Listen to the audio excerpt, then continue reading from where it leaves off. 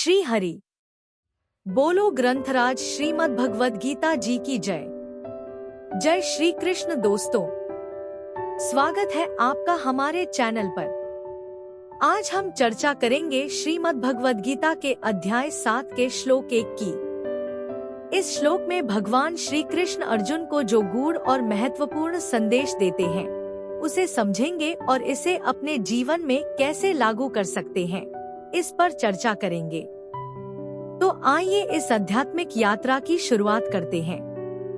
साथ ही हमारे अब सीखो भी और जीतो भी प्रमोशन में भाग लेना न भूलें। चलिए शुरू करते हैं।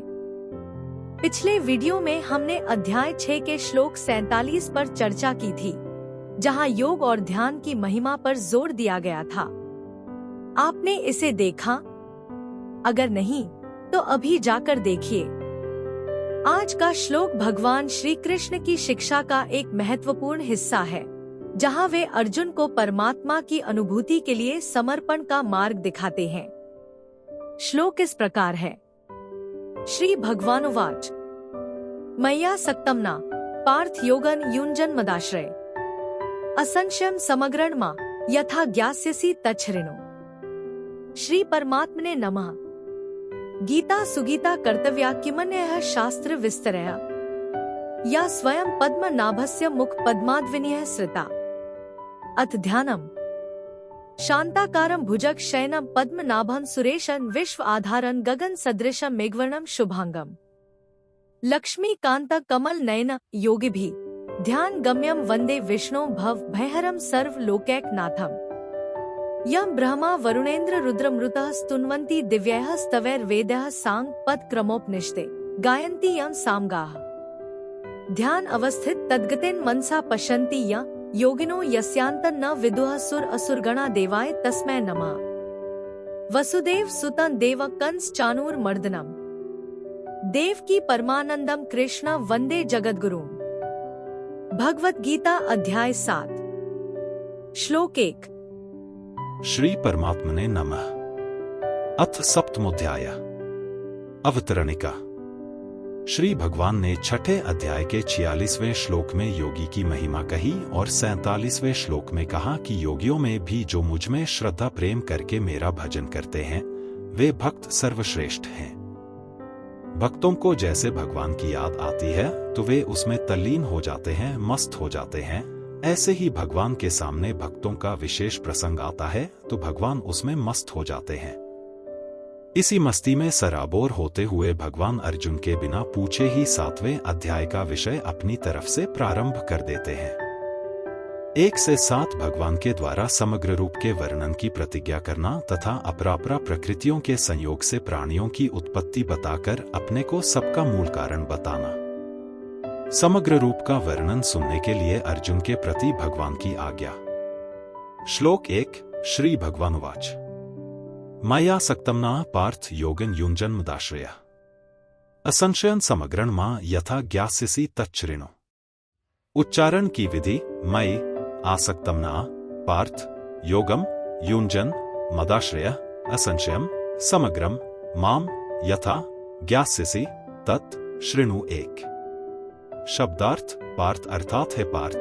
मयि आसक्तं अर्थात अनन्य प्रेम से, मुझ में आसक्त चित्त तथा अनन्य भाव से, मदाश्रय अर्थात मेरे परायण होकर, योगम अर्थात योग में, युञ्जन अर्थात लगा हुआ, तू यथा अर्थात जिस प्रकार से, समग्रम अर्थात संपूर्ण विभूति, बल, ऐश्वर्यादि गुणों से युक्त, सबके आत्मरूप, माम अर्थात मुझको, असंशयम अर्थात संशय रहित, ज्ञास्यसि अर्थात जानेगा, तत् अर्थात उसको, शृणु अर्थात सुन।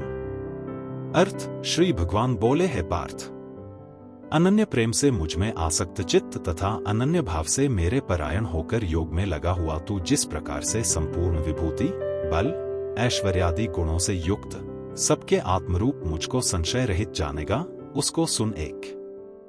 व्याख्या। मय्यासक्तं मेरे में ही जिसका मन आसक्त हो गया है अर्थात अधिक स्नेह के कारण जिसका मन स्वाभाविक ही मेरे में लग गया है, चिपक गया है, उसको मेरी याद करनी नहीं पड़ती, प्रत्युत स्वाभाविक मेरी याद आती है और विस्मृति कभी होती ही नहीं, ऐसा तू मेरे में मन वाला हो। जिसका उत्पत्ति विनाशशील वस्तुओं का और शब्द, स्पर्श, रूप, रस तथा गंध का आकर्षण मिट गया है, जिसका इस लोक में शरीर के आराम, आदर सत्कार और नाम की बढ़ाई में तथा स्वर्गादि परलोक के भोगों में किंचन मात्र भी खिंचाव, आसक्ति या प्रियता नहीं है, प्रत्युत केवल मेरी तरफ ही खिंचाव है, ऐसे पुरुष का नाम मय्यासक्तम ना है। साधक भगवान में मन कैसे लगाए जिससे वह मय्यासक्तम ना हो जाए, इसके लिए 2 उपाय बताए जाते हैं। 1. साधक जब सच्ची नियत से भगवान के लिए ही जप ध्यान करने बैठता है, तब भगवान उसको अपना भजन मान लेते हैं। जैसे कोई धनी आदमी किसी नौकर से कह दे कि तुम यहां बैठो, कोई काम होगा तो तुम्हारे को बता देंगे। किसी दिन उस नौकर को मालिक ने कोई काम नहीं बताया। वह नौकर दिन भर खाली बैठा रहा और शाम को मालिक से कहता है, बाबू मेरे को पैसे दीजिए। मालिक कहता है, तुम सारे दिन बैठे रहे, पैसे किस बात के? वह नौकर कहता है, बाबूजी सारे दिन बैठा रहा, इस बात के। इस तरह जब एक मनुष्य के लिए बैठने वाले को भी पैसे मिलते हैं, तब जो केवल भगवान में मन लगाने के लिए सच्ची लगन से बैठता है, उसका बैठना क्या भगवान निरर्थक मानेंगे? तात्पर्य यह हुआ कि जो भगवान में मन लगाने के लिए भगवान का आश्रय लेकर भगवान के ही भरोसे बैठता है, वह भगवान की कृपा से भगवान में मनवाला हो जाता है। 2. भगवान सब जगह हैं तो यहां भी हैं, क्योंकि अगर यहां नहीं है तो भगवान सब जगह हैं, यह कहना नहीं बनता। भगवान सब समय में है तो इस समय भी है, क्योंकि अगर इस समय नहीं है तो भगवान सब समय में है, यह कहना नहीं बनता। भगवान सब में है तो मेरे में भी है, क्योंकि अगर मेरे में नहीं है तो भगवान सब में है, यह कहना नहीं बनता। भगवान सबके हैं तो मेरे भी हैं, क्योंकि अगर मेरे नहीं है तो भगवान सबके हैं, यह कहना नहीं बनता। इसलिए भगवान यहां हैं, अभी हैं, अपने में हैं और अपने हैं। कोई देश, काल, वस्तु, व्यक्ति, परिस्थिति, घटना और क्रिया उनसे रहित नहीं है, उनसे रहित होना संभव ही नहीं है। इस बात को दृढ़ता से मानते हुए भगवान नाम में, प्राण में, मन में, बुद्धि में, शरीर के कण कण में परमात्मा है, इस भाव की जागृति रखते हुए नाम जप करे तो साधक बहुत जल्दी भगवान में मनवाला हो सकता है। मदाश्रय, जिसको केवल मेरी ही आशा है, मेरा ही भरोसा है, मेरा ही सहारा है, मेरा ही विश्वास है और जो सर्वथा मेरे ही आश्रित रहता है, वह मदाश्रय है। किसी न किसी का आश्रय लेना इस जीव का स्वभाव है। परमात्मा का अंश होने से यह जीव अपने अंशी को ढूंढता है, परंतु जब तक इसके लक्ष्य में, उद्देश्य में परमात्मा नहीं होते, तब तक यह शरीर के साथ संबंध जोड़े रहता है और शरीर जिसका अंश है, उस संसार की तरफ खींचता है। वह यह मानने लगता है कि इससे ही मेरे को कुछ मिलेगा, इसी से मैं निहाल हो जाऊंगा, जो कुछ होगा वह संसार से ही होगा। परंतु जब यह भगवान को ही सर्वोपरि मान लेता है, तब यह भगवान में आसक्त हो जाता है और भगवान का ही आश्रय ले लेता है। संसार का अर्थात धन, संपत्ति, वैभव, विद्या, बुद्धि, योग्यता, कुटुंब आदि का जो आश्रय है, वह नाशवान है, मिटने वाला है, स्थिर रहने वाला नहीं है। वह सदा रहने वाला नहीं है और सदा के लिए पूर्ति और तृप्ति कराने वाला भी नहीं है। परंतु भगवान का आश्रय कभी किंचन मात्र भी कम होने वाला नहीं है, क्योंकि भगवान का आश्रय पहले भी था, अभी भी है और आगे भी रहेगा। अतः आश्रय केवल भगवान का ही लेना चाहिए। केवल भगवान का ही आश्रय, अवलंबन, आधार, सहारा हो। इसी का वाचक यहां मदाश्रय पद है। भगवान कहते हैं कि मन भी मेरे में आसक्त हो जाए और आश्रय भी मेरा हो। मन आसक्त होता है प्रेम से और प्रेम होता है अपनेपन से। आश्रय लिया जाता है बड़े का, सर्वसमर्थ का। सर्वसमर्थ तो हमारे प्रभु ही हैं। इसलिए उनका ही आश्रय लेना है और उनके प्रत्येक विधान में प्रसन्न होना है कि मेरे मन के विरुद्ध विधान भेजकर प्रभु मेरी कितनी निगरानी रखते हैं, मेरा कितना ख्याल रखते हैं कि मेरी सम्मति लिए बिना ही विधान करते हैं। ऐसे मेरे दयालु प्रभु का मेरे पर कितना अपनापन है। अतः मेरे को कभी किसी वस्तु, व्यक्ति, परिस्थिति आदि की किंचन मात्र भी आवश्यकता नहीं है।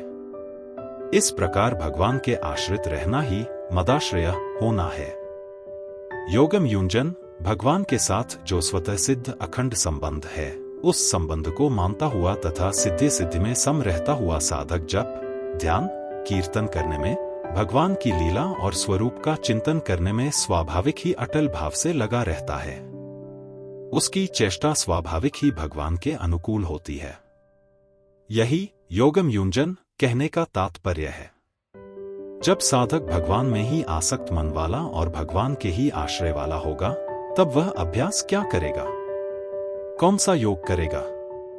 वह भगवत संबंधी अथवा संसार संबंधी जो भी कार्य करता है, वह सब योग का ही अभ्यास है। तात्पर्य है कि जिससे परमात्मा का संबंध हो जाए, वह लौकिक या पारमार्थिक काम करता है, और जिससे परमात्मा का वियोग हो जाए, वह काम नहीं करता है। असंशयन समग्रन माम, जिसका मन भगवान में आसक्त हो गया है, जो सर्वथा भगवान के आश्रित हो गया है और जिसने भगवान के संबंध को स्वीकार कर लिया है, ऐसा पुरुष भगवान के समग्र रूप को जान लेता है, अर्थात सगुण निर्गुण, साकार निराकार, अवतार अवतारी और शिव, गणेश, सूर्य, विष्णु आदि जितने रूप हैं, उन सबको वह जान लेता है। भगवान अपने भक्त की बात कहते कहते अघाते नहीं हैं और कहते हैं कि ज्ञान मार्ग से चलने वाला तो मेरे को जान सकता है और प्राप्त कर सकता है, परंतु भक्ति से तो मेरा भक्त समग्र रूप को जान सकता है और इष्ट का अर्थात जिस रूप से मेरी उपासना करता है, उस रूप का दर्शन भी कर सकता है।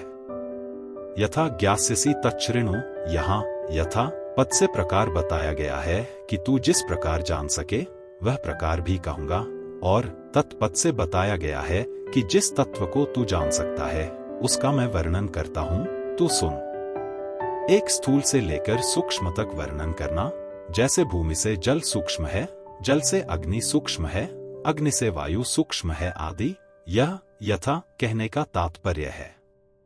इस यथा अर्थात प्रकार का वर्णन इसी अध्याय के 4 से 7वें श्लोक तक हुआ है। दो जो कुछ कार्य संसार दिखता है, उसमें कारण रूप से भगवान ही हैं, यह तत् कहने का तात्पर्य है। इसका वर्णन इसी अध्याय के 8वें से 12वें श्लोक तक हुआ है। छठे अध्याय के 47वें श्लोक में श्रद्धावान भजते योमासमे युक्तत्मो मतः पदों में प्रथम पुरुष वह का प्रयोग करके सामान्य बात कही थी, और यहाँ 7वां अध्याय आरंभ करते हुए यथा ज्ञास्यसि तच्छृणु पदों में मध्यम पुरुष तू का प्रयोग करके अर्जुन के लिए विशेषता से कहते हैं कि तू जिस प्रकार मेरे समग्र रूप को जानेगा वह मेरे से सुन। इससे पहले के 6 अध्यायों में भगवान के लिए समग्र शब्द नहीं आया है।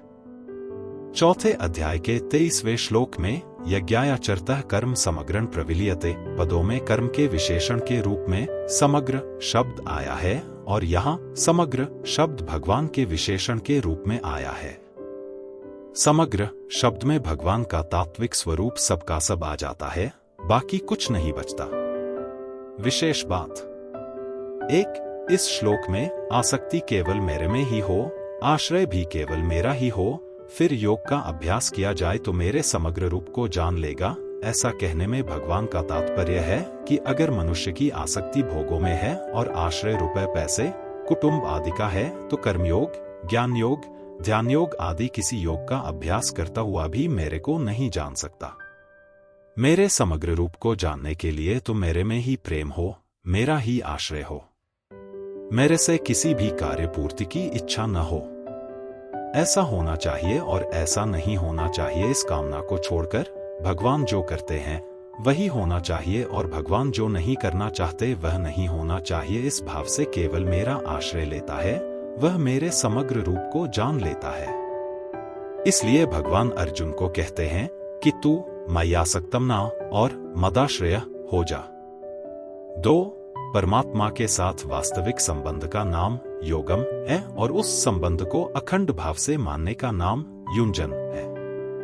तात्पर्य यह है कि मन, बुद्धि, इंद्रियां आदि के साथ संबंध मानकर अपने में मैं रूप से जो एक व्यक्तित्व मान रखा है, उसको न मानते हुए परमात्मा के साथ जो अपनी वास्तविक अभिन्नता है उसका अनुभव करता रहे।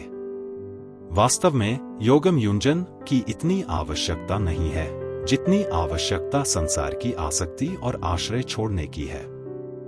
संसार की आसक्ति और आश्रय छोड़ने से परमात्मा का चिंतन स्वतः स्वाभाविक होगा और संपूर्ण क्रियाएं निष्काम भावपूर्वक होने लगेंगी। फिर भगवान को जानने के लिए उसको कोई अभ्यास नहीं करना पड़ेगा। इसका तात्पर्य यह है कि जिसका संसार की तरफ खिंचाव है और जिसके अंतःकरण में उत्पत्ति विनाशशील वस्तुओं का महत्व बैठा हुआ है, वह परमात्मा के वास्तविक स्वरूप को नहीं जान सकता। कारण कि उसकी आसक्ति, कामना, महत्ता संसार में है, जिससे संसार में परमात्मा के परिपूर्ण रहते हुए भी वह उनको नहीं जान सकता। मनुष्य का जब समाज के किसी बड़े व्यक्ति से अपनापन हो जाता है तब उसको एक प्रसन्नता होती है। ऐसे ही जब हमारे सदा के हितैषी और हमारे खास अंशी भगवान में आत्मीयता जागृत हो जाती है तब हरदम प्रसन्नता रहते हुए एक अलौकिक विलक्षण प्रेम प्रकट हो जाता है। फिर साधक स्वाभाविक ही भगवान में मनवाला और भगवान के आश्रित हो जाता है। शरणागति के पर्याय आश्रय, अवलंबन, अधीनता, प्रपत्ति और सहारा ये सभी शब्द शरणागति के पर्यायवाचक होते हुए भी अपना अलग अर्थ रखते हैं। जैसे एक आश्रय, जैसे हम पृथ्वी के आधार के बिना जी ही नहीं सकते और उठना बैठना आदि कुछ कर ही नहीं सकते, ऐसे ही प्रभु के आधार के बिना हम जी नहीं सकते और कुछ भी कर नहीं सकते। जीना और कुछ भी करना प्रभु के आधार से ही होता है। इसी को आश्रय कहते हैं। 2 अवलंबन, जैसे किसी के हाथ की हड्डी टूटने पर डॉक्टर लोग उस पर पट्टी बांधकर उसको गले के सहारे लटका देते हैं तो वह हाथ गले के अवलंबित हो जाता है। ऐसे ही संसार से निराश और अनाश्रित होकर भगवान के गले पड़ने अर्थात भगवान को पकड़ लेने का नाम अवलंबन है। 3 अधीनता, अधीनता 2 तरह से होती है। एक, कोई हमें जबरदस्ती से अधीन कर ले या पकड़ ले, और 2, हम अपनी तरफ से किसी के अधीन हो जाए या उसके दास बन जाए। ऐसे ही अपना कुछ भी प्रयोजन न रखकर अर्थात केवल भगवान को लेकर ही अनन्य भाव से सर्वथा भगवान का दास बन जाना और केवल भगवान को ही अपना स्वामी मान लेना अधीनता है। 4 प्रपत्ति, जैसे कोई किसी समर्थ के चरणों में लंबा पड़ जाता है, ऐसे ही संसार की तरफ से सर्वथा निराश होकर भगवान के चरणों में गिर जाना प्रपत्ति, प्रपन्नता है। 5 सहारा, जैसे जल में डूबने वाले को किसी वृक्ष, लता, रस्से आदि का आधार मिल जाए, ऐसे ही संसार में बार बार जन्म मरण में डूबने के भय से भगवान का आधार ले लेना सहारा है। इस प्रकार उपर्युक्त सभी शब्दों में केवल शरणागति का भाव प्रकट होता है। शरणागति तब होती है जब भगवान में ही आसक्ति हो और भगवान का ही आश्रय हो, अर्थात भगवान में ही मन लगे और भगवान में ही बुद्धि लगे। अगर मनुष्य मन बुद्धि सहित स्वयं भगवान के आश्रित समर्पित हो जाए तो शरणागति के उपर्युक्त सबके सब भाव उसमें आ जाते हैं। मन और बुद्धि को अपने न मानकर ये भगवान के ही हैं, ऐसा दृढ़ता से मान लेने से साधक मय्यासक्तम ना और मदाश्रय हो जाता है। सांसारिक वस्तु मात्र प्रतिक्षण प्रलय की तरफ जा रही है और किसी भी वस्तु से अपना नित्य संबंध है ही नहीं, यह सबका अनुभव है।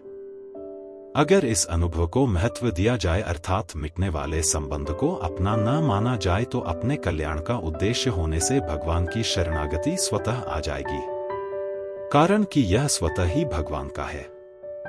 संसार के साथ संबंध केवल माना हुआ है, वास्तव में संबंध है नहीं, और भगवान से केवल विमुखता हुई है, वास्तव में विमुखता है नहीं। इसलिए माना हुआ संबंध छोड़ने पर भगवान के साथ जो स्वतः सिद्ध संबंध है वह प्रकट हो जाता है।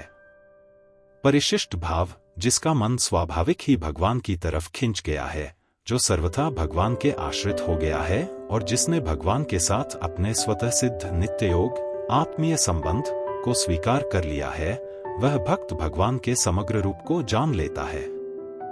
सब कुछ भगवान ही है, यह भगवान का समग्र रूप है। मय्यासक्तम ना में प्रेम की और मदाश्रय में श्रद्धा की मुख्यता है। समग्रन माम, इसमें समग्रम समग्र रूप विशेषण है और माम भगवान विशेष्य है। भक्त का संबंध विशेषण के साथ न होकर विशेष्य के साथ होता है। छठे अध्याय के अंत में श्रद्धावान भजते यो माम पदों में आए माम का क्या स्वरूप है, इसको भगवान यहाँ बताते हैं कि वह माम मेरा समग्र रूप है। यथा ज्ञास्यसि तच्छृणु, उस समग्र रूप का वर्णन मैं इस प्रकार ढंग, युक्ति, शैली से करूंगा जिससे तू मेरे को सुगमता पूर्वक यथार्थ रूप से जान लेगा। अर्जुन ने पिछले अध्याय में अपना संशय प्रकट किया था। एतन्मे संशयं कृष्ण 0:6-39। इसलिए भगवान कहते हैं कि अब मैं वही बात कहूंगा जिससे कोई संशय बाकी न रहे। संबंध पहले श्लोक में भगवान ने अर्जुन से कहा था कि तू मेरे समग्र रूप को जैसा जानेगा वह सुन। अब भगवान आगे के श्लोक में उसे सुनाने की प्रतिज्ञा करते हैं। कल के वीडियो में हम चर्चा करेंगे अध्याय 7 श्लोक 2 पर। इसमें भगवान श्री कृष्ण ज्ञान और विज्ञान के अद्भुत रहस्यों को उजागर करेंगे। इसे मिस न करें। दोस्तों, आज के श्लोक से आपने क्या सीखा?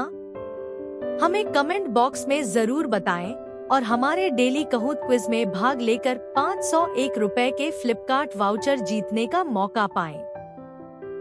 चैनल को सब्सक्राइब करें और अपने दोस्तों के साथ वीडियो शेयर करें। फिर मिलेंगे अगले श्लोक के साथ। जय श्री कृष्ण। दोस्तों, आज का श्लोक आपको कैसा लगा? क्या आप भी ये मानते हैं कि भगवद गीता सिर्फ एक ग्रंथ नहीं बल्कि जीवन जीने का एक पूरा नक्शा है? अगर हाँ, तो इस वीडियो को लाइक और शेयर करके अपनी सहमति जरूर बताएं। याद रखें, हर समस्या का समाधान हमारे भीतर ही है। भगवद गीता का ज्ञान हमें यह सिखाता है कि हम कैसे अपने भीतर की शक्ति को पहचान सकते हैं और अपने जीवन को सफल बना सकते हैं। कल मिलते हैं एक और रोमांचक श्लोक के साथ। तब तक के लिए अपना ध्यान रखें और भगवद गीता की सीख को अपने जीवन में उतारते रहें। बोलो ग्रंथराज श्रीमद् भगवद गीता जी की जय। जय श्री कृष्ण।